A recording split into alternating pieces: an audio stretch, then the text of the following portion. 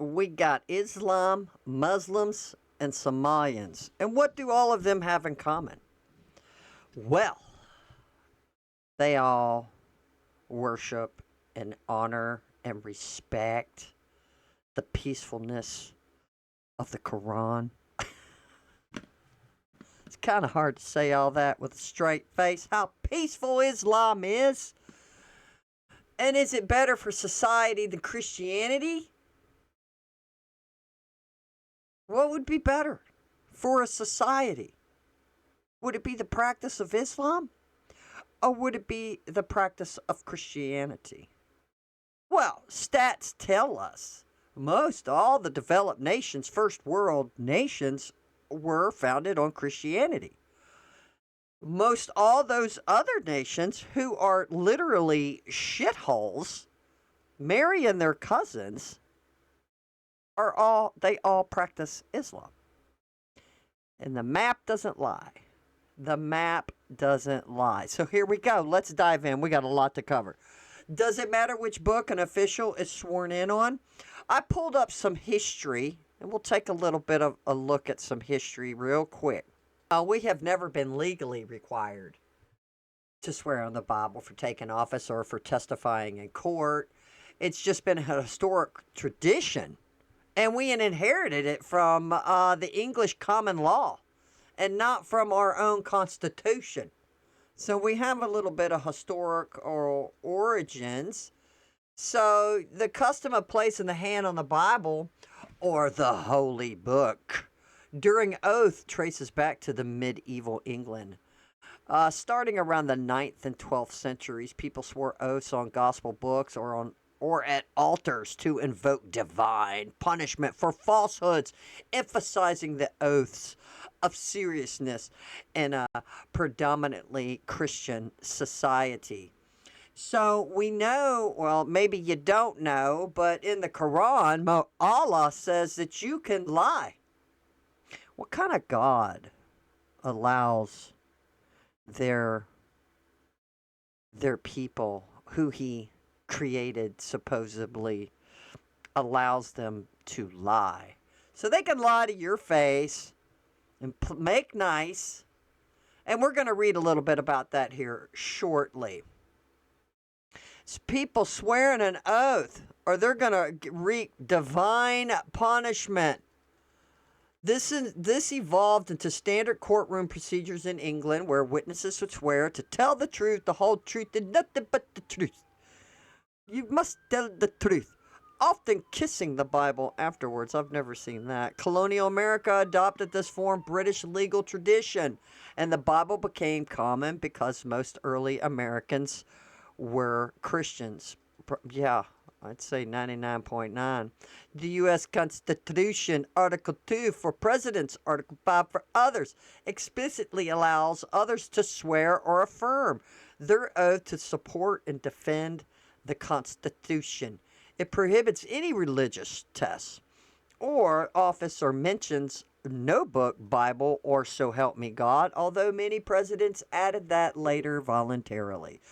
And it's reported that George Washington, he did it in 1789. He had added, so help me God, setting the precedent. Most presidents followed suit for ceremonial reasons, but exceptions include, and I didn't know this, John Quincy Adams swore on a law book. I guess he was an attorney anyway, so. Theodore Roosevelt says, nah, I don't need no stinking badges. I don't need no badges. Franklin Pierce affirmed without swearing. What? Communist. He should have swore. Swore to uphold and protect the Constitution. In modern practice, including recent inaugurations, many officials used the Bible, but others chose the Quran, the Torah, Hindu scriptures. Yeah, I'm saying this is what's killing me, that this is America. Why are we using the Quran or some Hindu scriptures? Now, I don't mind the Torah. Group congressional swearings ends, use no books, individual photo ops may. Earlier in U.S. history, sometimes barred non-Christians or atheists from testifying as oaths invoked God. Yeah, because they don't believe in God, so who the hell are they going to swear? What are they going to swear to? Right? What the heck what is happening? Courts gradually eliminated these restrictions, and the First Amendment prohibits coercing religious acts. Federal and most state rules allow witnesses to swear, possibly on Bible or other texts, or affirm a secular promise to tell the truth.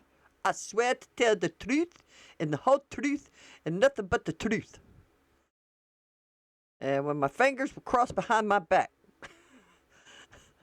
No God or book required. Perjury penalties apply equally. So obviously, if you swear it on a book, swear to it. Or you didn't, but you told a lie, you could be, and they find out about it, you can be held in contempt, perjury, lying on the stand. And then you get a book thrown at you. In practice today, many courts simply ask witnesses to raise their right hand and say, I do, to a verbal oath affirmation question. No Bible involved. The dramatic hand-on Bible seen in more Hollywood than routine reality. What is persistence and why always is a myth. In a historical Christian majority nation, the Bible symbolizes more gravity and trustworthiness. It was the default for centuries due to cultural norms, not law. Legal alternatives, affirmation, no book, always existed for Quakers and others objecting to oaths on religious grounds. And they expanded to accommodate diversity. Yeah, we need to get rid of that diversity bullshit. The practice seems to incubusly in media depictions, but it's optional and increasingly varied. In summary, the Bible's use was and is a cultural tradition reflecting America's religious heritage, not a requirement.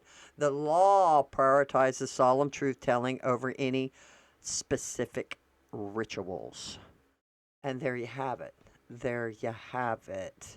So, it's not, you get the point. You don't have to if you don't want to. But, it's the Quran. It's the Quran. It is the Quran. Tommy Timberville, representative of Alabama, said it 6:30 on Wednesday, commenting on the news that New York City Mayor Zohan Mandabi intended to be sworn in on the Quran. And guys, it is the enemy within. Newsmax reported Thursday that it's saying this. Tuberville had ignited a fresh political firestorm. It was just over 2 weeks ago that he ignited the last one, writing that Islam is not a religion and it is a cult. And I agree wholeheartedly. Islamists aren't here to assimilate. They are here to conquer. They are here to conquer. And as you get deeper and start learning about the Quran, folks, they are to make nice if they are surrounded by enemies. They are to play nice until they get their numbers, and then they could subjugate, take over, and subjugate you, subjugate me. We're going to get into more of that. Stop worrying about offending the pearl clutches. We've got to send them home now, or we'll become the United Caliphate of America. I agree with that whole statement. I support that statement. According to Newsmax, Mandami's use of the Quran for his three oath takings was initiated of the ever-widening divide in American politics. Mandami's supporters said the moment reflects the city's diversity. Oh, and the turning point for Muslims' representation in civic life. While his critics argue the symbolism underscores how radically New York politics has shifted away from America's Judeo-Christian roots. I don't even think it. I'm going out on a limb here. I think he got elected because they were just telling, we're just going to give you a bunch of free shit. We're just going to give you a bunch of free shit.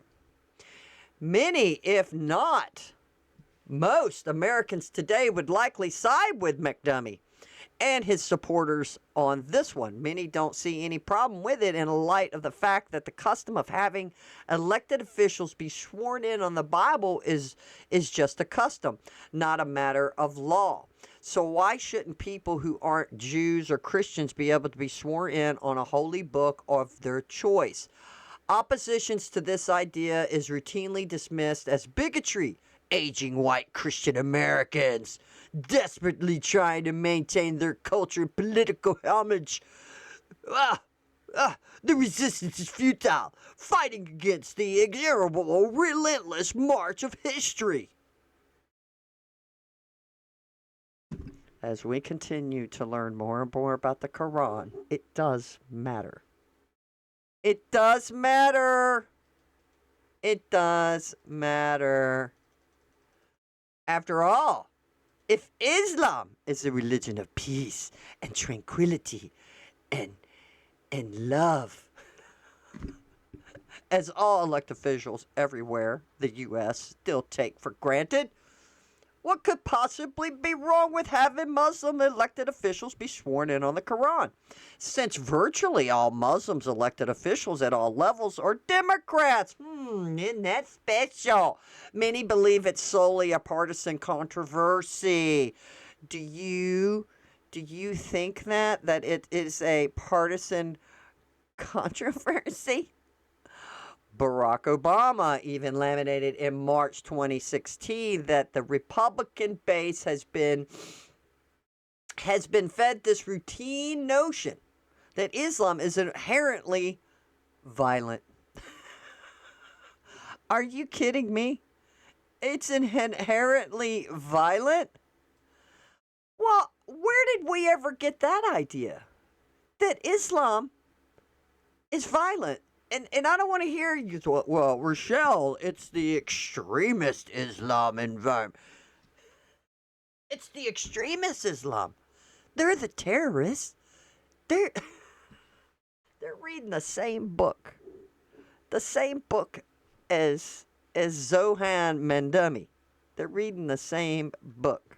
They follow the same guidelines. If Islam is not inherently violent, it must be pure chauvinism. It must be pure chauvinism that leads people to object to the Quran being used to swear in an elected official. Some see the use of the Quran in swearing in ceremonies as a necessary antidote to the Islamophobia that allegedly swept the nation in the wake of 9/11. And why would we be so against Islam? Because they dubbed jihad on us. Well, isn't that special? Isn't that special? At a cursory glance, swearing on the Quran doesn't seem to present any. Oh, what happened? What happened? I gotta fix it. I hate it when that happens. I don't even know what happened. What happened? Swearing on the Quran doesn't seem to present any problems. One primary reason, however, why people to object American officials being sworn in on the Quran is because the Islamic holy book teaches values that are vastly different from American and Judeo-Christian values, particularly the necessary for Muslims to wage war against non-Muslims and subjugate them under the homage of Islamic law. This is true. This is true. This is true, and this is where it's getting interesting. This is getting good, guys. The Quran directs Muslims to kill them wherever you find them. 2191 and 489, and to kill the idolaters wherever you find them. 95. It quotes Allah saying, "I will cast terror into the hearts of those who disbelieve. Bum, 8:12. And tells Muslims to make ready for them all that can of force and of war horses, so that by them you may strike terror in the enemy of Allah and your enemy. 8:60. It tells Muslims to fight non-Muslims until persecution is no more and religion is all for Allah. 8:39. 8:39. And look, they take their Quran seriously. The Quran tells Muslims to fight against the people of the book until they pay the jizya. I think that's how you say it, and that means that's a tax. With killing submission and feel themselves subdued. 9:29. The people of the book. No, you mustn't read from the book. Any mummy fans out there? Is the Quran designation for the two primary religion groups in the United States?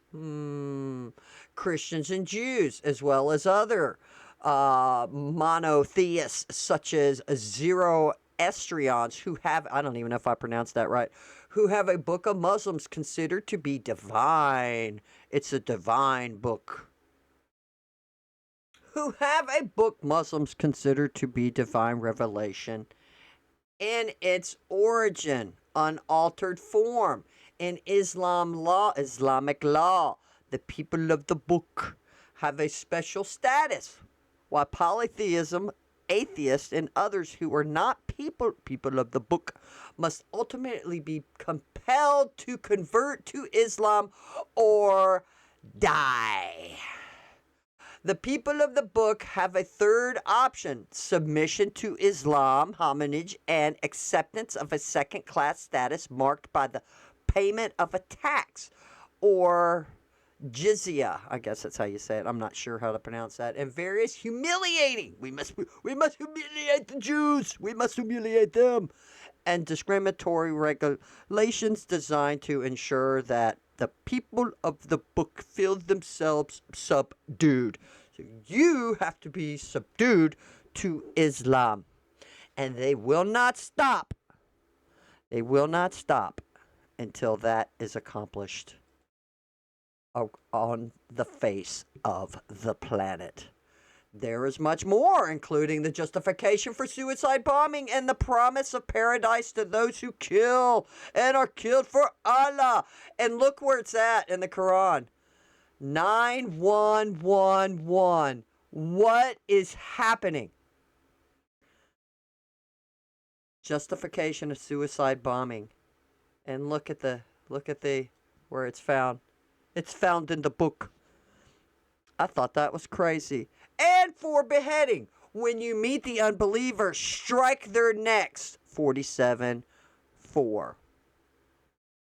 Even more important for the concept of taking an oath to serve faithfully and honestly is the fact that the Quran sanctions lying to unbelievers under certain circumstances. The Quran teaches that deception is allowed. Let the believers take unbelievers for their friends, and the preference to the believers. Whoever does that has no connection with Allah, unless you are guiding yourselves against them, taking security. Quran 3:28. In other words, they can lie to your face and be your buddy until they can come against you. They can come against you. The renowned Sunni commentator of the Quran, Ibn Kathir, says that the phrase, unless you are guarding yourselves against them, means that believers who in the same areas or times fear for their safety from the disbelievers may show friendship and to the disbelievers outwardly, but never inwardly. For instance, Al-Bukhari recorded that Abi Darda said, smile in the face of the people, although our hearts curse them. The people are retarded. Abidadadar, Badidabadibidiboo was a companion of Muhammad. He was probably the one that wrote everything because I think Muhammad was a retard. Of course, it is forbidden today on pain or charges of Islamophobia to discuss the actual contents of the Quran and their possible relevances, how can I talk, to the questions of officials being sworn in on the Quran. Why? Why would it be forbidden? Because when we start looking into what the Quran says, it certainly isn't like our Holy Bible and how Jesus loves us and how God loves us. Not to lie is one of the 10 Commandments. Nope, but Allah says you can lie. Allah says you could go and kill the unbelievers. Behead them. Kill them. What happens in the end days, y'all? In the book of Revelation, you Christians out there, or people who don't even know the Bible, go look up book of Revelation. Go look it up. There's going to be some cray-cray going on. And I guarantee you it's going to be some beheading.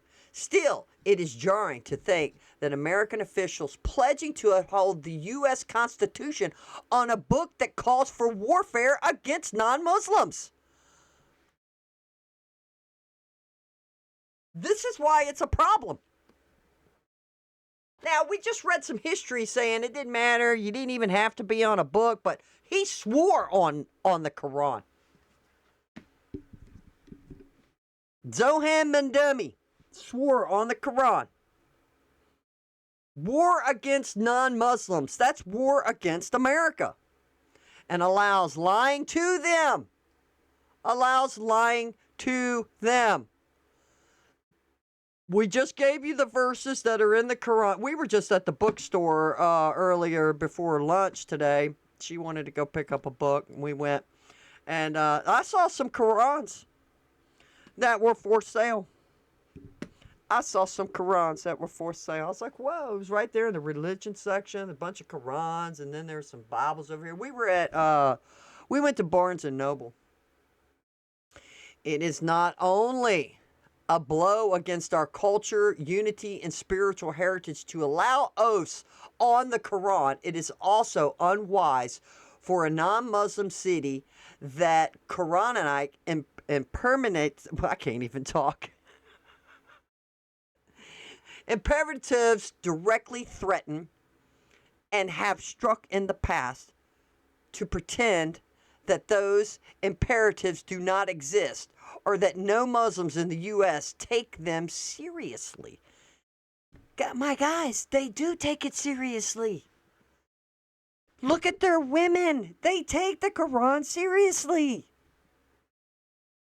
What do you think they're going to take the rest of it seriously? They're being taught they can lie to your face and be so nice to you in your face. And then everybody goes, oh, I meant peaceful Muslims. They're just so nice and they're just so peaceful. I hear that all the time. But are they practicing Islam? Are they? Then they can lie to you and be nice to you. You can't believe nothing any of them say. I'm just saying, according to the Quran, and these people are, well, like Mandami, swearing on it. These other people worship, go to the mosque and stuff. They believe every word of this. Why? For a while Americans may ignore these unpleasant passages of the Quran, Islam jihadists are not ignoring them at all. Not at all. To allow such a book to be used by American office holders is to imply that loyalty to this nation and its principles is meaningless, or both. A wiser path would be to respect what the Quran says and take it seriously, and according to disallow the use of the book for swearing in American officials. Tuberville in The Final Analyst is right again, because their scriptures say they need to kill the infidel, the non-believers. They got to make nice if they're surrounded by enemies, and they are. Allah says that they can lie until their numbers grow, and then they can have infada, and then they could do their thing and take over. And take over. And it is serious stuff. It's serious stuff. As heated as the culture war today is, in the new year, it is likely to get even more heated. It is likely to get more heated. So join them. And where did I get this article? I will put this in the a link in the description for you to see this. Let's take a look at what Theodore Roosevelt's ideas on immigration and being an American in 1907 really meant. But look, right at 1900, Henry Ford, they brought over a whole bunch of Muslims to Dearborn, Michigan. Then about 1930, they built their first mosque. That shouldn't have been allowed. Because I think everybody's noted, all the scholars, all the historians know what the Quran tells these people to do. Because they've been at it for 1,400 years. Since Muhammad came about, brought the book, and started marrying his cousin. In the first place, we should insist that if the immigrant who comes here in good faith because an American and assimilates himself to us, he shall be treated on an exact equality with everyone else. For it is outrage to discriminate against any such man because of creed or birthplace or origin. But this is predicted upon persons becoming in every facet an American, and nothing but an American. There can be no divided alliances here. Any man who says he's an American but something else also isn't an American at all. We have room only for but one flag, and that flag is the American flag. We have room for but one language here, and that is the English language. And we have room for but one sole loyalty. And ladies and gentlemen, who is that loyalty for? It is to the American people. I loved that clip. That was amazing. Amazing. Holy smokes, y'all. I was just pulling up my attorney, Branca. The Branca Show. Y'all need to check him out. Attorney Branca. Andrew Branca Show. Attorney at law. But I was getting it ready and a commercial popped up. And then I got it bigger. I pushed mute. Thank God I did. And I couldn't see where I could tell YouTube, like, what the hell is this? It was, the woman was talking, said a ugly word about what her husband did to her, and it was a commercial on YouTube. Oh my God. We are some Sodom and frickin' Gomorrah, for Pete's sake. So Andrew's going to talk about, what's he going to talk about? He's going to talk about the Somalians and the fraud.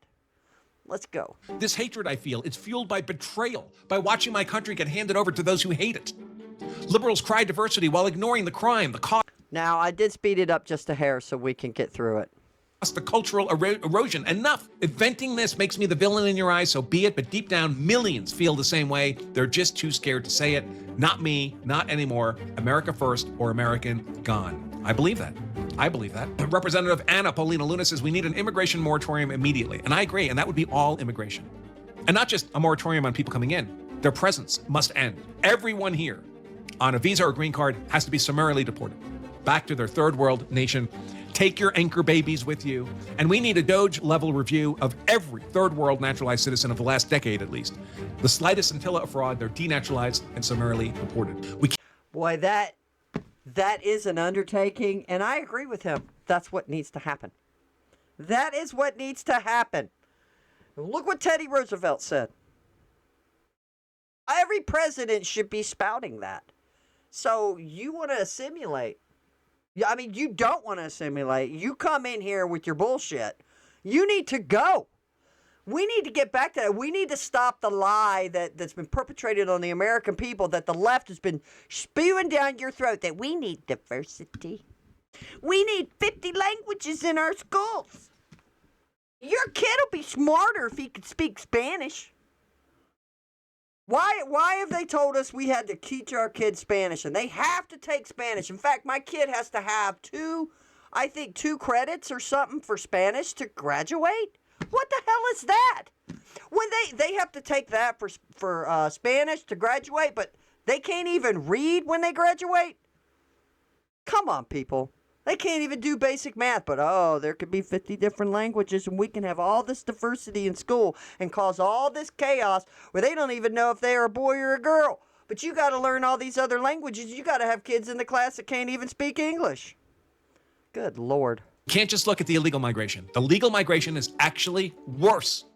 It's worse than the illegal migration in terms of the negative consequences for our country. Yeah, Andrew Branca for SCOTUS. Just the scope of what's been stolen is worth understanding. So when Lehman Brothers imploded and started the global financial crisis, they lost $3.9 billion. That's what triggered the global financial crisis. We're already running up tens of billions of dollars of money stolen just out of Minnesota. And it's not happening just in Minnesota. It's not happening just in daycares. Here's another one. A restaurant in Minneapolis called Safari has seating for 35 people, has been claiming to feed 18,000 people a day, and then getting reimbursed because they're meals for children. And the federal... How can they get away with this so long? How did the state not get red flagged, or the government get red flagged? Like what? It's who's doing the bookkeeping? Who's auditing? Like, damn, Americans, if you had a business, then somebody comes in and audits your shit, none of them are getting audited. Like, wait a minute, hold up, man. You just got like 2.5 mil last year. Where's it at? What'd you use it for? What? Nobody's investigating nothing. It's beyond my comprehension. It truly is. It's like, my God, this is so it's like, man, there's got to be people in government that are orchestrating this as well. It's just got to be. Because these third world low IQ didn't do this shit by themselves. The federal government paid for every single one. There were no children. There were no meals. The money was just stolen. 35 seats, 18,000 meals a day. No one even questioned it. Why? Because everyone is in on it at one level or another. That's crazy. Clusters of daycares, 4,000 daycares within a 20-mile radius of Boston. Obviously, it's all a scheme. Why would not that immediately send a red flag? You have that many daycare centers, and I was saying in a video the other day, there's not that many children in that area. Good God, we are on a curve. We are not having children. Where are all these children to have all of these daycares? It's insanity. Like, that did get red flagged because somebody's in on it, and it's the state, local governments that are in on it. It's a scheme to steal the money, not just daycares, healthcare provider companies, tens of millions of dollars. So look at this. Claims to Medicaid in Minnesota for autism care went from $3 million in 2018, which was only 7 years ago, friends, $3 million a year to $54 million the next year, and it's up to $400 million 2 years ago. What do you think it is today? That's because Biden was in office. The libtard Democrats were in office. You think it's $1 billion today? You think we've had that kind of increase in the need for autism care? Or it was another Mississippi River of money with low guardrails that the third world thieves observed and said, well, it looks like a bag of money to me. No one's guarding it. May as well pick it up before someone else does. Everything we're hearing right now is just the tip of the iceberg. The tip of the iceberg, a small fraction.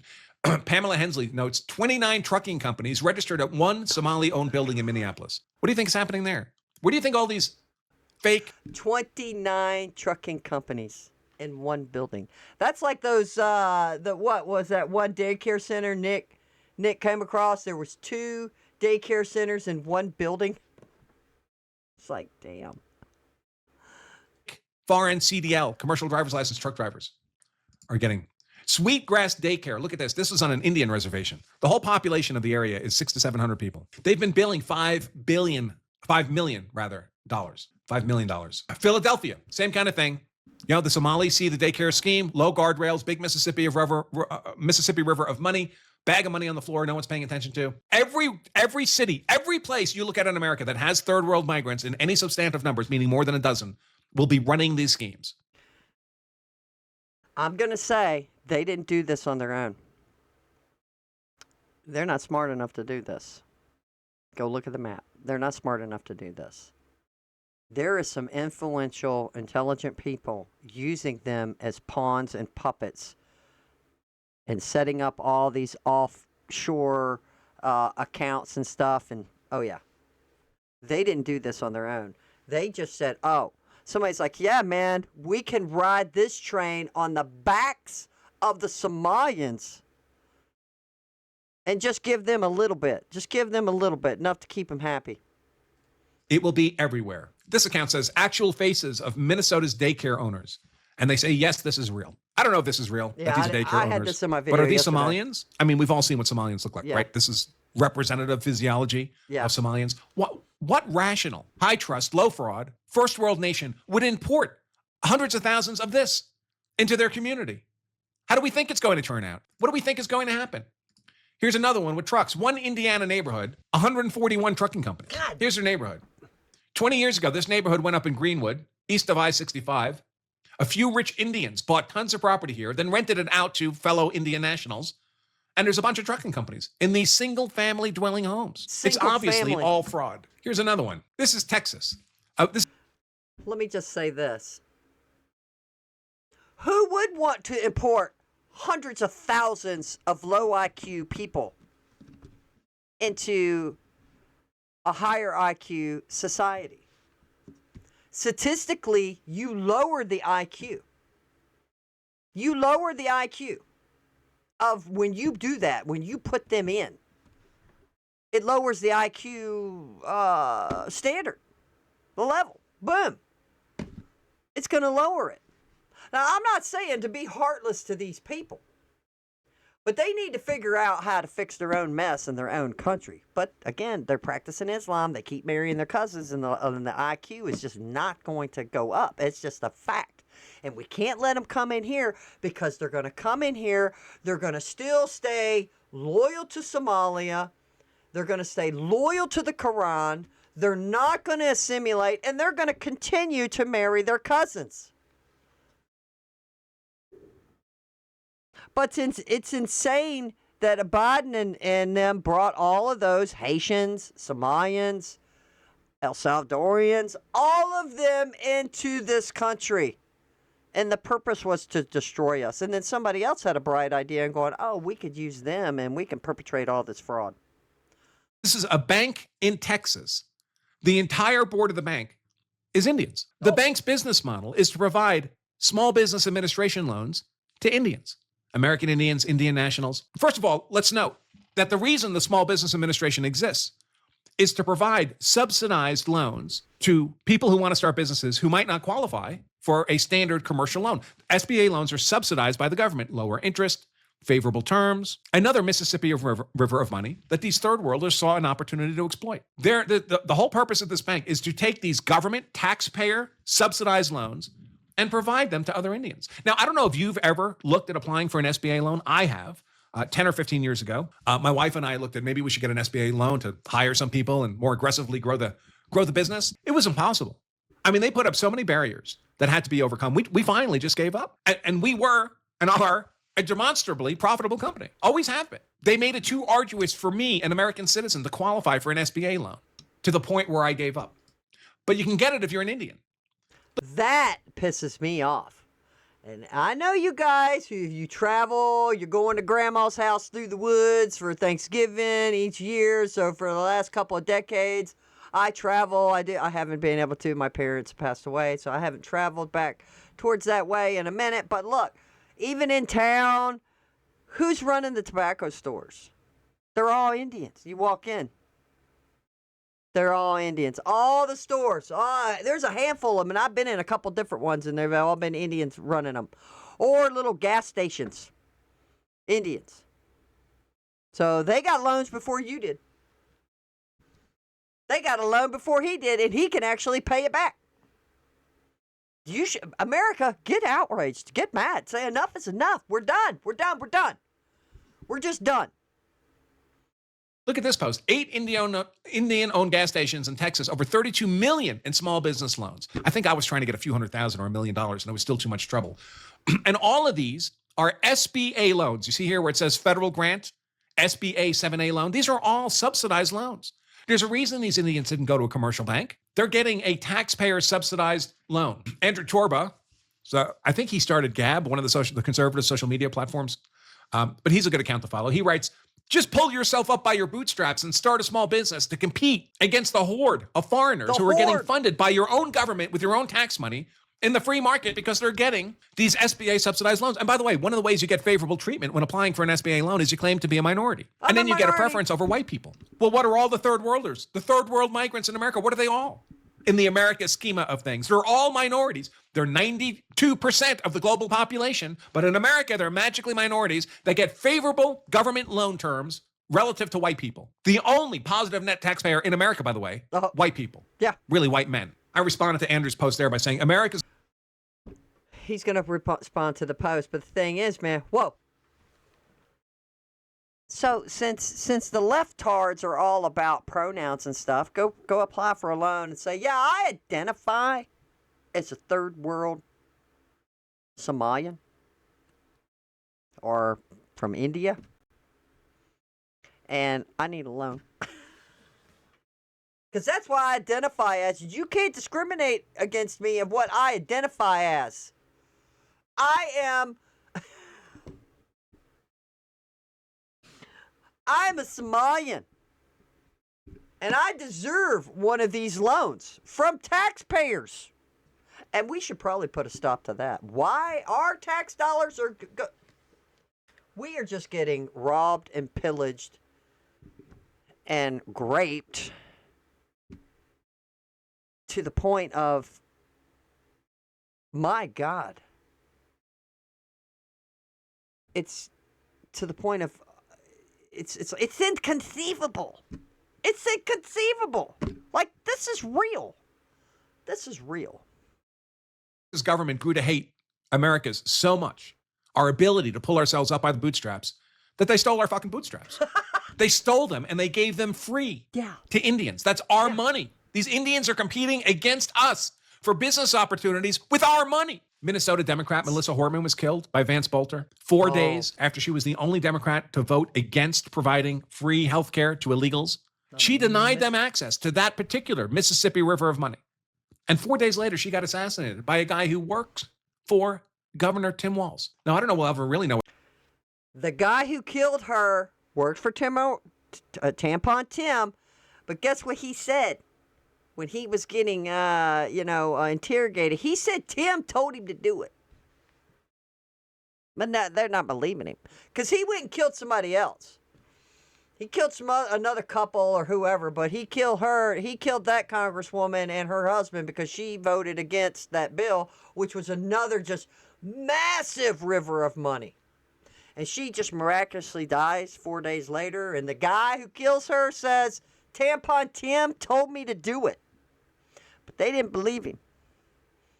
What happened there? Would be nice if we did. But it doesn't seem like a random killing anymore, does it? You know, just an aside, at some point, the amateur effort to knock on doors of home daycares intersects with robust stand your ground laws. How are we supposed to interpret that? That if anyone follows in Nick Shirley's doorstep and knocks on doors saying, hey, is this a daycare? Are there any kids here? They should be shot dead. Is that the implication? Part one, a young white independent journalist breaks the biggest story in America, exposes multi-billion-dollar Somali fraud scheme. Part two, Jewish Politico senior legal affairs journalist publicly calls for the young white journalist to be killed. Incredible. And of course, he knows he's being ridiculous from a legal perspective. He's just calling for murder. Another way of reading what he wrote is, you will eventually get shot for trying to hold the government accountable by doing journalism. Kind of a bizarre claim coming from a journalist. This hatred I feel, it's fueled by... It's insane. It's insane. He's already getting death threats and all kinds of things. Nick Shirley is. The Trump administration is gearing up to freeze child care subsidies to all states rather than just Minnesota, per ABC. States will be required to prove fraud is not occurring before payments are resumed. Doge has set up a portal which each and every receipt must be uploaded to before the federal government does any reimbursement. Here. I really like this, and this is Caroline Leavitt from the White House posted. U.S. drops the hammer. No more American taxpayer money for any country that votes against us at the UN. Screw the UN. Screaming death to America or funds anti-American groups. You are cut off, full stop. Boom. Why haven't we already done this? Thank you, President Trump. Do you stand firmly with Trump on this? A huge yes. Absolutely. Absolutely. Straw donors and foreign contributions. Mark Meredith is live in Washington with more. This has been brewing for a while, Mark. What do we need to know?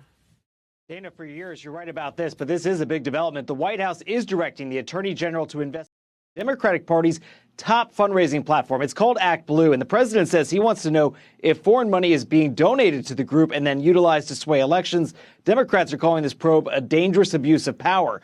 Act Blue is an enormous operation in Democratic politics. It's raised more than $16 billion since 2004. You may have seen the text pop up from candidates saying, please donate, go to the Act Blue website. Republicans use something similar called Win Red. There was a new memo signed on Thursday directing the Attorney General to investigate if foreign nationals are using the Act Blue platform to bypass campaign finance laws. Trump wants a report out in 6 months. Ooh.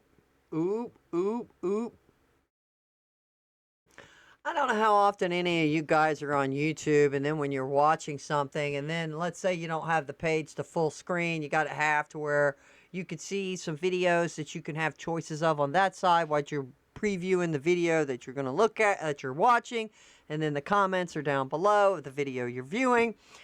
But I have been seeing up in the right left when I'm watching a video and I don't have it full screen, there'd be some advertisement to send money to the children of Palestine. Or a video or a commercial will pop up. I need to catch one and record it.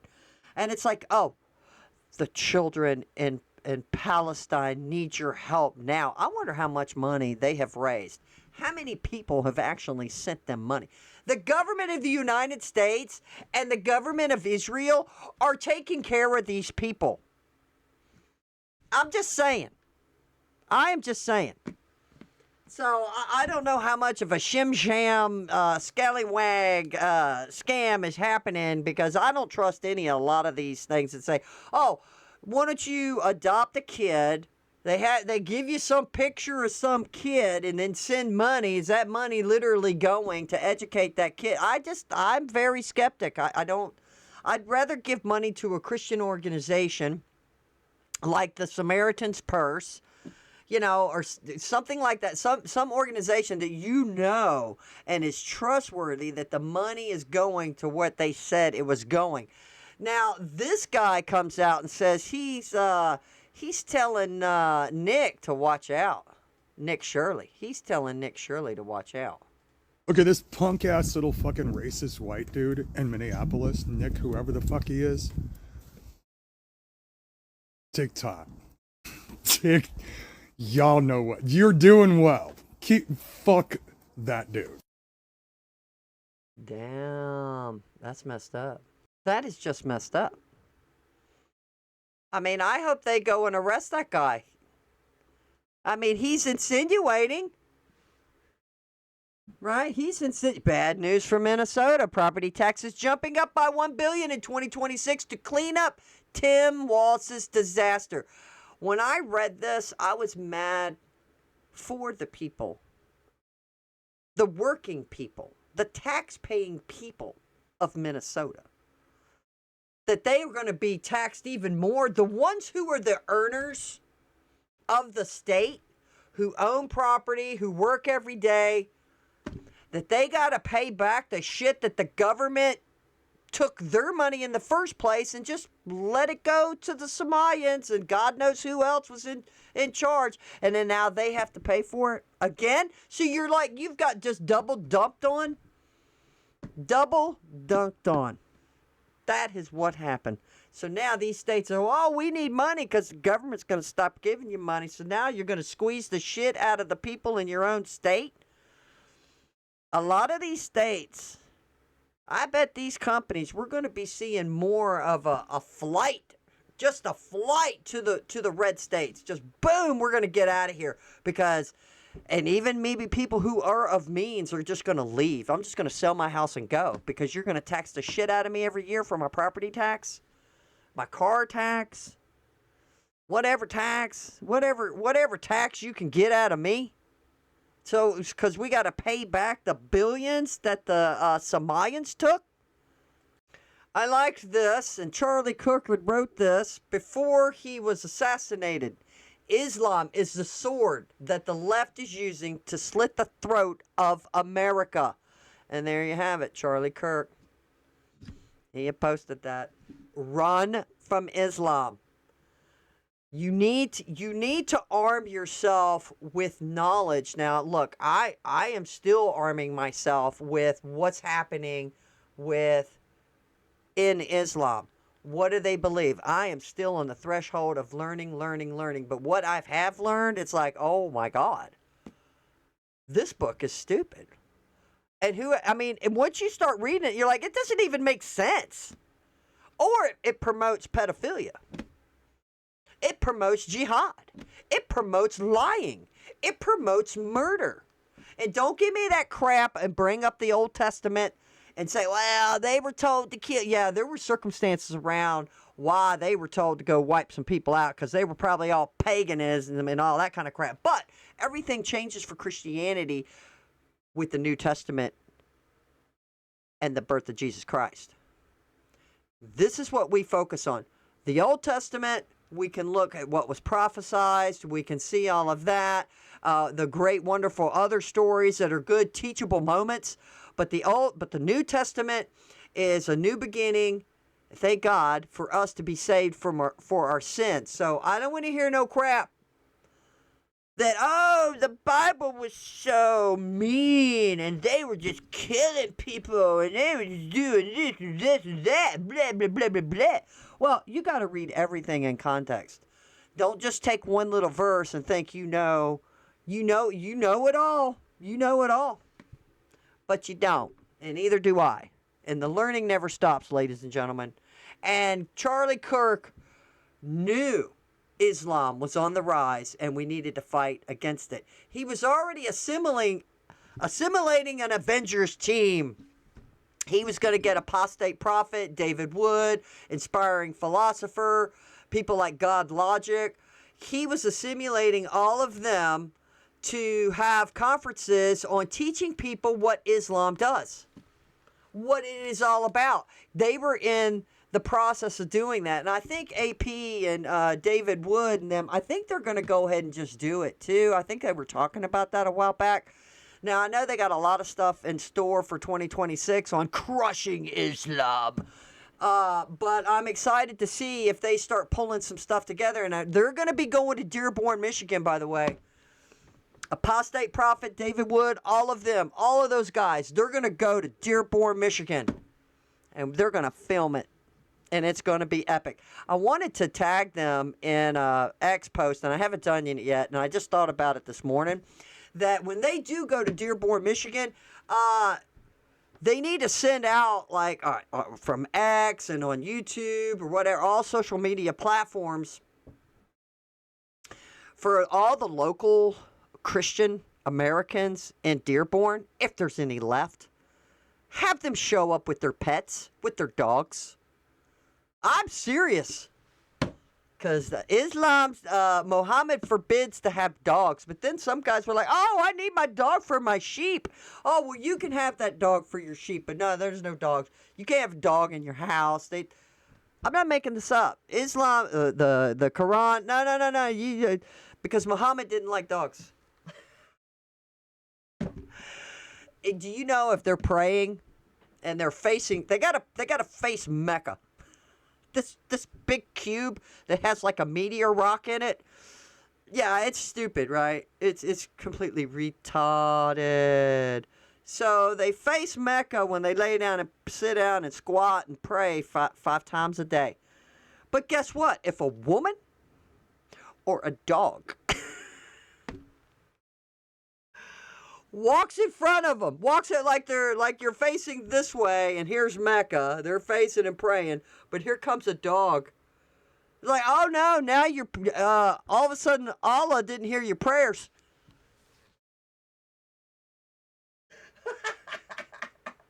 That is so stupid. So this all powerful being, Allah, all of a sudden, he's not going to be able to hear your prayers because a woman or a dog walked in front of you while you were praying. People, you can't make this stuff up. You can't make this stuff up. And Charlie Kirk knew that this Islam is a problem. Now, I did read this last night, y'all, and it's quite disturbing. And I even asked Grok. Grok did not deny it. And I don't know why this has been a secret, but I'm glad this guy is pointing it out while everyone is distracted by the Minnesota Somalian daycare fraud being exposed, and U.S. Congress is quietly pushing forward a funding bill for more DEI programs in importing illegals to put on welfare. Now, I don't know how they could do this when Trump just put a stop to, they're already saying we're done with DEI, and then we're not doing HB1, and we've stopped the migration of these people. So I don't know what's happening here, and we don't need more imports. We need exports. We need to export these people. No more third world low IQ that's going to be a drain on the American people, and then lower the IQ of your own children. The funding bill that's currently being pushed through the Senate that has over 400 pages in it. Remember, Pelosi, we got to pass it for you to find out what's in it. Just a couple of these pages are things like hundreds of millions of dollars for migrant programs or DEI initiatives. But the biggest one, the thing that stood out to me, was that the Senate is asking for $5.6 billion for a B for migrants that aren't even here yet. So they want to bring people to America that don't belong here and then give them taxpayer dollars that they don't deserve. It's also important to note that senators voting on this don't have to live near. I just made it bigger for you. They don't have to live near there. We're not leave off. So that's $5.2 billion, but B1 yes. So they want to bring these people to America that don't belong here and then give them taxpayer dollars that they don't deserve. It's also important to note that the senators voting on this don't have to live near the people that they are bringing in. So they can take our taxpayer dollars, import problems, feed those problems, and give them our money, and then just retreat to their gated communities where they don't have to deal with the problem that they've created. They thought nobody would notice that this bill is being passed through secretly because everyone's distracted in Minnesota. I think everyone's already used to realize that, hey, look over here, and then they sneaking and doing something over there. But sooner or later, we would have found out. We would have found out about that stupid bill, because all of a sudden, everybody wants vengeance. Everybody wants these people out. And then you're going to have some stupid, sneaky bill to have more DEI hires? What do you think? We've got these black robe, tyrannical, inferior judges who are DEI hires across America in these blue states. We had another case. Another judge dismisses the charges on one of the Somalians who was convicted for fraud. They need to be investigated and impeached, and do it now. And do it now. Minnesota's NGO that is 99% taxpayer funded by state grants caught engaging in election fraud. It goes so much deeper. Minnesota NGO State Representative Tampon Tim and Ilhan Omar are colluding with the Somali community. That's not only stealing billions of taxpayer dollars through fake daycare centers, but are also committing massive election and voter registration fraud, which was caught on video. Some already pled guilty. This is massive criminal enterprise is being run out of the state of Minnesota, stealing from Americans and its taxpayer citizens, enriching themselves and their own country, and also steal elections. These same schemes are happening nationwide. The punishment needs to be more severe than the criminals. It's 2026. This is the year we say no more. We've had 2 judges. I don't think it was the same judge that has dismissed convicted Somalians of the fraud of the 70. I think there was like 80 some of them that were arrested, and there's already been over 70 convictions. 2 of them have been overturned by a left-wing DEI retard, black robe, tyrannical, inferior judge put in there probably by Biden. It's probably a Biden judge. Just let them go. They need to be investigated, and they need to be impeached, and they need to be removed. This is stupid. This is completely stupid. Look, you could say it's not just Minnesota that's gotten caught cheating. We saw all the cheating scams going on in Georgia, and we know they be cheating in California. We knowed it. We knowed it. They be cheating, and they be cheating everywhere. So these smaller elections, look, these elections coming up for the midterms are very important. Either we need to squash the filibuster and go ahead and just ram through these bills and get them signed and passed through Congress, because we can already pass them through the House. We can just get them through the Congress with 50 votes, or it's 51 votes, whatever it is, and then get to the president. He can sign them and get on with it. Because look, soon as they get in office, you know damn well they are going to shut down the filibuster. They will do it. They will do it. Because Republicans are afraid of, like, well, if we do it, well, they're going to do it. Well, yeah, they're going to do it. If they're going to pass a bunch of these ridiculous bills, they're going to bypass you, because they know they might only have a small window. They might only have a small window in the office, because all of a sudden the people might go, holy shit, what have we done? Oh my God, we got to get this guy out of here. Isn't that kind of what we kind of said with Biden? I mean, Trump was saying during the 2024-2025 election, 2023, 2024, whatever you want to say it, he's like, make it too big to rig. I think a lot of Americans, even the people riding the fence, the independents, they've had enough of Kamala and Biden's bullshit. I mean, they've had enough. So, boom. But we've got to keep that momentum going, people. 1,000 plus people are registered to vote from a single address in Fulton County, Atlanta, Georgia. Trump has been completely vindicated on, he did win. I get you, he won Georgia. In the 2020 election, the issue, it's a church and no one lives there. It's a clever scheme by the Democrat activists to register homeless people to vote, citing the church has their residents. In one block, we found 2 churches that have registered over 3,000 people.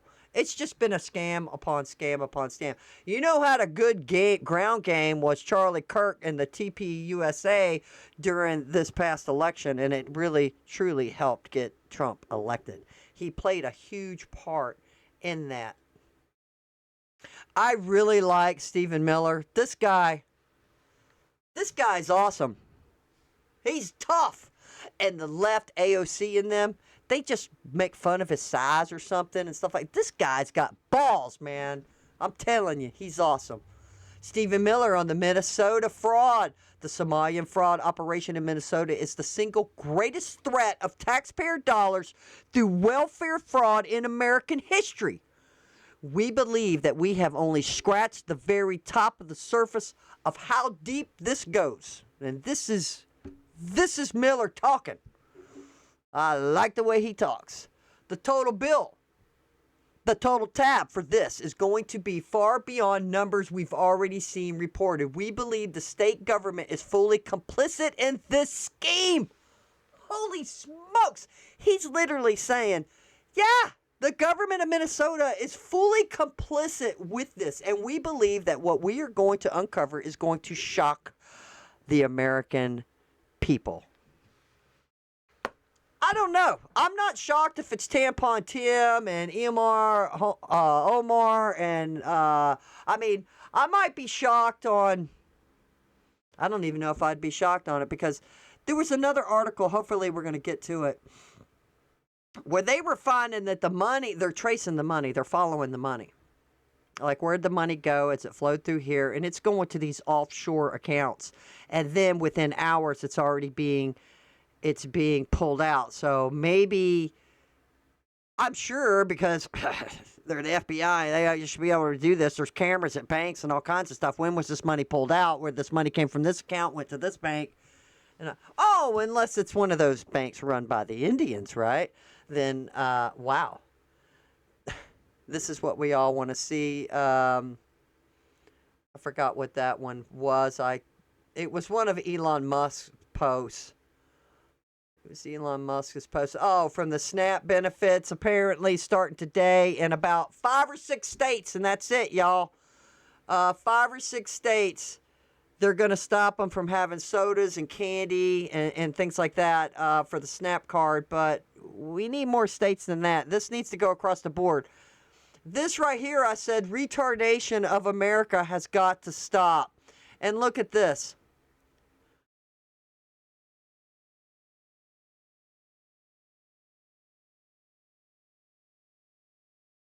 She's doing jumps on a toy horse that a little 2 or 3-year-old would be playing with. The retardation of America has got to stop. That's what I said to that video because it is stupid. Oh, let the games begin, I say. I write on X. Let the games begin. Dinez says, Tucker is seething over this, yet he doesn't have the guts to directly attack Trump, who would crush him like a bug. And he's talking about if Iran shoots any violently kills peaceful protesters, which is their custom, the United States of America will come in and we will rescue them and we're going to crush you. We are locked and loaded, baby, and ready to go. Thank you for your attention to this matter, President Donald J. Trump. Booyah, baby. Booyah. And everybody says, well, why do we want to get in people's business and stuff like that and blah, blah, blah? Well, hey, man, we got an opportunity to rid the world of evil. Let's do it. Let's do it. We have the power. We have the power. We have the capability. We can do it.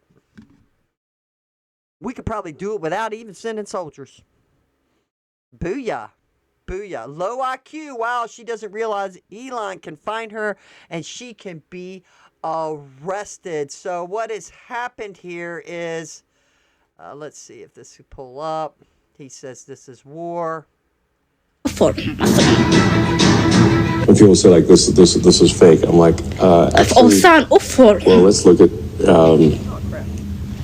كان محو هايستا العق بس هايستا بدو فول حمية اسكو فول حمية كان واتقو دم الربع I wouldn't worry too much about this one that a bad piece of joy I wouldn't worry too much about him he better die Musk هذا رفض. Do y'all remember this was probably 25 years ago, one of the first couple of seasons of South Park where they had a little kid, he was a black kid, and maybe they were making fun of what's her name for feeding the kids, but she's all big and fat. Not Sally Fields, but was it Sally Fields? The one that was on the Family, All in the Family, the blonde. She had been involved in some outreach stuff, but South Park was making fun of her. But there was this little black kid running around going. She was just doing that. But so she threatens Elon Musk, ladies and gentlemen. And Elon Musk says, "Oh, it's war. It's war." Now there's another post. He writes this. Then it's war. So she posts another thing and she's all upset about it. She's like, "Oh no, you misunderstood me." And she did a 3-minute post. Maybe we'll look at it. Let's try to wrap this up. It's official, Tim. Tampon Tim Waltz is furious after Minnesota loses nearly $200 million in federal funding from the Trump administration already. Child care funding is gone while the fraud investigation and funds are clawed back. Now we need some more handcuffs, now don't we? Now don't we? Look at this. The Somalian daycare scam may be much more than that. It may be a nationwide laundry and scam. Yeah, we've already been seeing it coming up all over the country. And it looking like a lot of them are in the blue states, people. But you know what? I wouldn't hold it past anyone in the red states. Okay, this is what I was talking about. Routed across states. This is what I was talking about. As a daycare fraud investigation in Minnesota is now entering a far more serious phase. After the first arrests, investigators say the case did not stop at fake daycare centers. According to news sources close to the investigation, authorities are now tracing where the money actually went, and what they're finding is raising even more alarm. Bank records show public funds being moved through layers of shell accounts, routed across states, and withdrawn in cash within days. So where are they drawing the cash? I'm sure if they've already tracked it this far, we're going to see more. Like, who's doing it? Accounts were linked to individuals with no child care background at all. Officials say this was not sloppy fraud. It was organized. Several properties tied to the case are now under surveillance. That's why I said this isn't sloppy fraud. It's too big. It's too big for a low IQ sect of people to perpetrate this magnitude, right? I mean, this is big. This takes an evil brain genius, like a Lex Luthor, to figure this shit out, right? Others have been quietly shut down. Federal agencies are reportedly expanding audits beyond Minnesota, reviewing similar programs in other states. Meanwhile, families who depended on legitimate daycare assistance are now facing sudden disruptions as payments are frozen and facilities close overnight. I didn't believe all that. That little part right there. So you telling me that some of these Somalians are legitimately taking their kids to these daycare centers? No. These people are not working. These people, 85% of the Somalians just in Minnesota are on federal services, government services. They are not working. They're home with their kid. Investigators warn this may not be a single state scandal, but a blueprint. And now a new question is spreading fast. If this system was exploited here, how many others are still operating unnoticed? More updates expected. I would say shut it all off. All of it. Boom. Run dry, and then rebuild from the ground up. And then we're going to have, I guess, Doge operatives in every state. That just their job is to oversee that. And then they need an overseer from the State Department. Look, man, you got to oversee the oversee or something, man, because money corrupts, obviously. Obviously, money corrupts. And this guy is a complete idiot. So he goes out and he shoots his gun off. He shoots his gun off on New Year's night. Convicted felon fires celebratory shots in Richmond on Facebook Live. What a moron. These people. House raided and arrested the next day. He posted himself doing it. William McGriff thought it was a great idea to fire celebratory shots outside his house in the New Year's without considering the consequences. This came just days after Richmond Chief Police warned residents about this type of careless behavior. Now, we told y'all not to do this. Like, that guy wasn't watching the news that night, and he probably doesn't read the paper, and probably the radio station he listens to maybe didn't tell them shit. The man set up his camera on his porch, grabbed his gun, and fired several shots into the air, all right off of his porch. McGruff has been charged with possession of a firearm by a convicted felon and reckless use of a firearm after his house was raided on Thursday. So I would say, you know what? I'd like to see a follow-up of this. So how much time is this butthead going to get? How much is he going to get? Listen to all the gunfire in the background.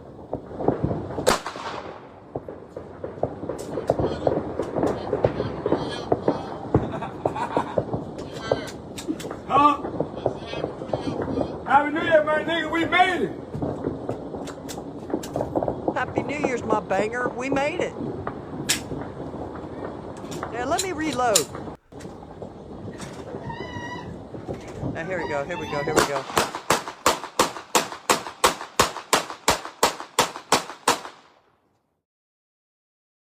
I should have did a video. I remember watching one a while back. I don't know if it was Mythbusters. Like, where does the bullet go after you shoot it up in the air? And then when it does land, how much damage can it do? That would be interesting to find out. All right, we're going to wrap this up. We're going to try to wrap this up. Popular streamer Osmond Gold calls for denaturalization and deportation of entire Somali families over Minnesota fraud. You have to make the punishment infinitely worse than the crime. And I'm talking about deporting the entire family, denaturalizing the entire family, sending the entire group of them back to Somalia. That's what needs to happen. And anybody complicit and anybody involved in this scam. And until we have a candidate and a person that's willing to do that, then I'm not really interested in voting, if you want me to be honest. I'm really not interested in voting, because why is it that I'm going to vote for a slow rot of my country whenever the solution is so obvious? You can't flip the switch? Yeah, you can. You can easily flip the switch. You just do it. If J.D. Vance does not push for treason with capital punishment against Tim Walz, do not vote for him. If Trump does not deliver that, do not vote for him. Unless the most extreme, dramatic, brutal, aggressive option is on the table, I'm staying home. I'm staying home, bro. He's got a point. He's got a point, because this is madness. What's been perpetrated on all of America, and then all of these other scams are coming out and we're wondering why the shit costs too much. You can't even buy a damn new car. You can't. You know, you got to keep fixing your broke down one. And then you broke down one. You go buy the parts, and the parts suck. I had a part put on my little car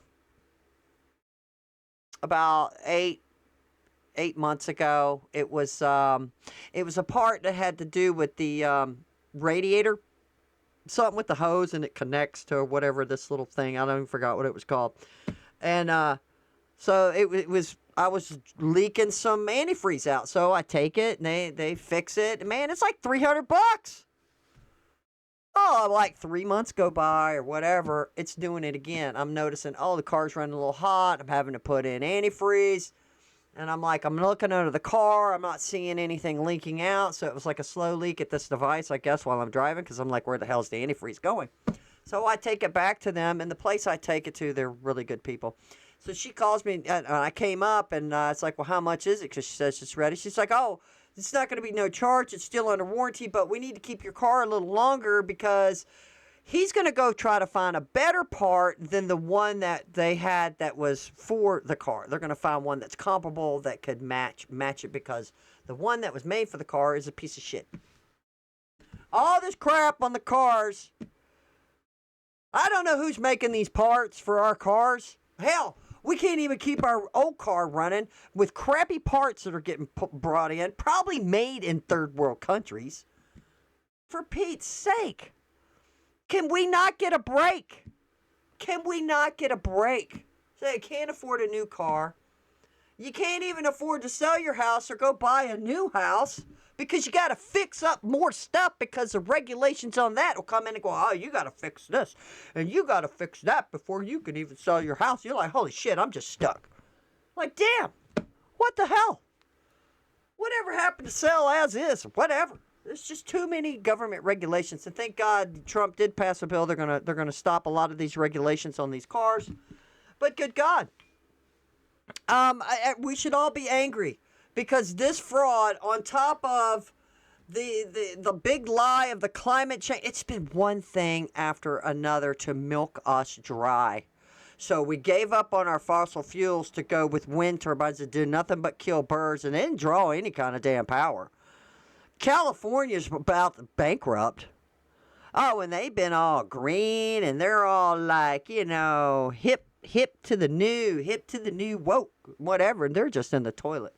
They are just in the toilet. All right, this founder of Islam. And this was posted by Reedon. He is a apostate prophet. He's like, this might be the most disgusting thing you'll ever read. It was written by Khalami, the founder and ultimate spiritual leader of the Islamic regime of Iran. So what we're going to do is we're going to read, I think it's this little part right here. Intercourse with a woman is not allowed unless she affairs the age of 9. Of 9 years. Of 9 years, regardless whether the marriage is permanent or temporary. There is, however, no objection in other enjoyments like touching, ludicrously, hugging, and nudging the thighs, and even with a suckling infant. And now, you can see, unless she affairs with the age of 9. Do you see that? Do you see this? Do you see this? Do you see this?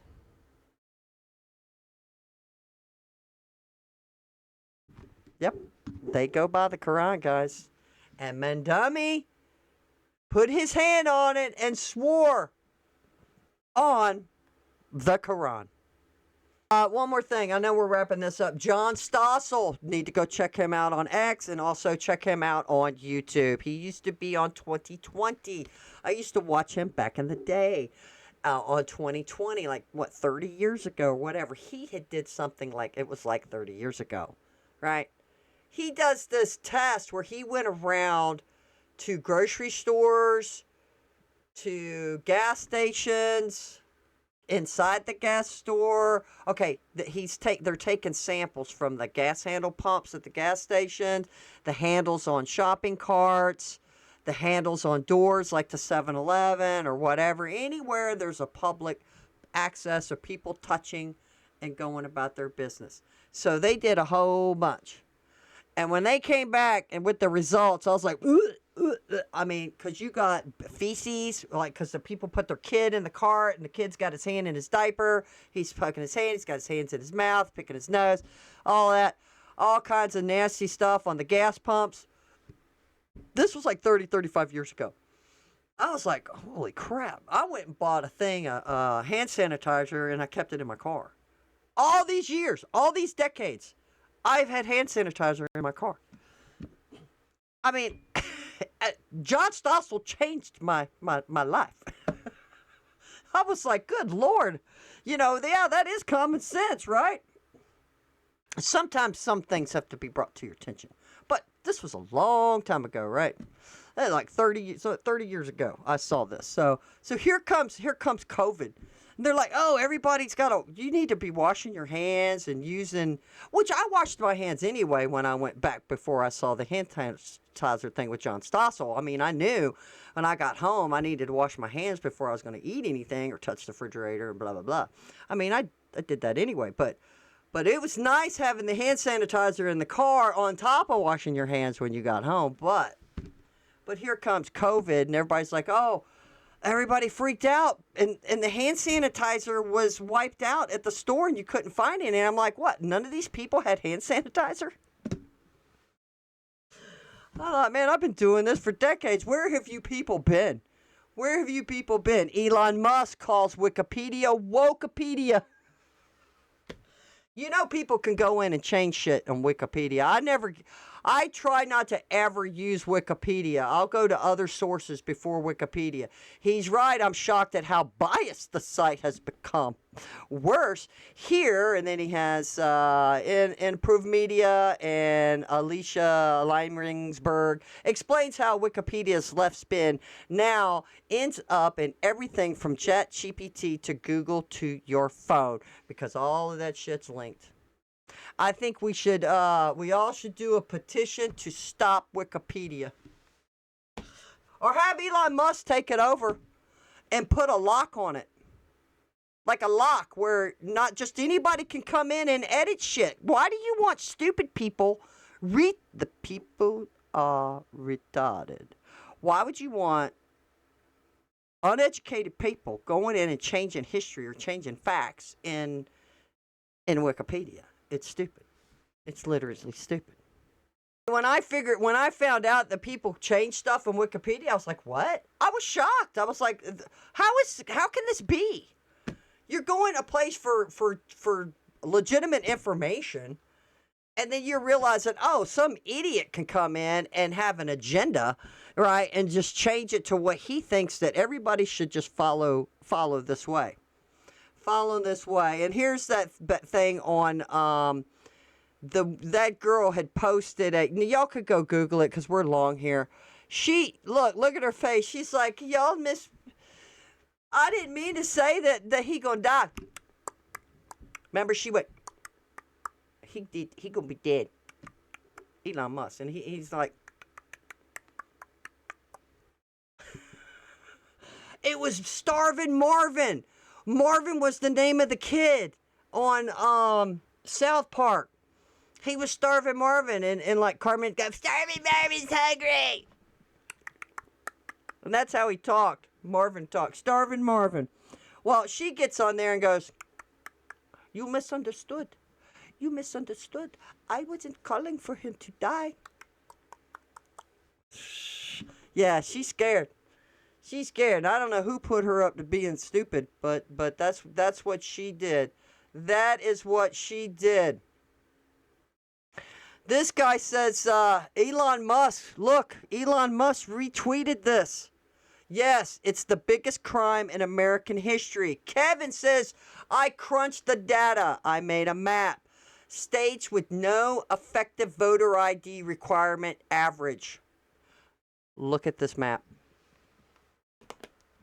Look at this map. My home state of Virginia. Look at this. Look at all of this. It's all the left states. We need to pass a law. We need to pass a law. You have to have an ID to vote. And Elon Musk had retweeted this guy's map. And this is what he's saying. These are the states that you do not need an ID to vote. And you could bring, well, I know in Minnesota, I don't know about the other states, but they're just as dumbass and retarded as Tampon Tim, where they're like, I got like 10 friends. Now, they did put a limit on your friends that you can vouch for. You can do 10. Yeah, I'm vouching for them. They're legit. They are legit. They are legit. And here is my page. Let's see. Let's build a better world together. Look for me on X at Rochelle Emerson at 2112 Rochelle E. And that is my X page. Well, I hope y'all got something out of this. This was Muslim civil rights group sues Texas over government what is this? What is, I can't even hardly read it because I've got it. Oh. Muslim civil rights group sues over Texas Governor Abbott's terrorist designated nation. Oh, they're pissed that they've said certain groups and stuff are terrorists. So now you got Muslims, Somalians, all of these foreigners who practice Islam are like, oh no, that's unconstitutional. You can't do that. Guys, it's retarded. It's retarded. Now, I was going to do a video. I didn't get to a clip of McDummy here going, hi, Hitler. Y'all need to go look at it. At the end of his speech, he's doing this. He's doing the Hitler. Damn. Unbelievable. Well, I hope you learned a little bit about Islam today. If you need to know more about Islam and how you need to stay away from it and arm yourself with facts, you need to go to Apostate Prophet or Apologetics Roadshow or Inspiring Philosopher, or I recommend also as well as God Logic.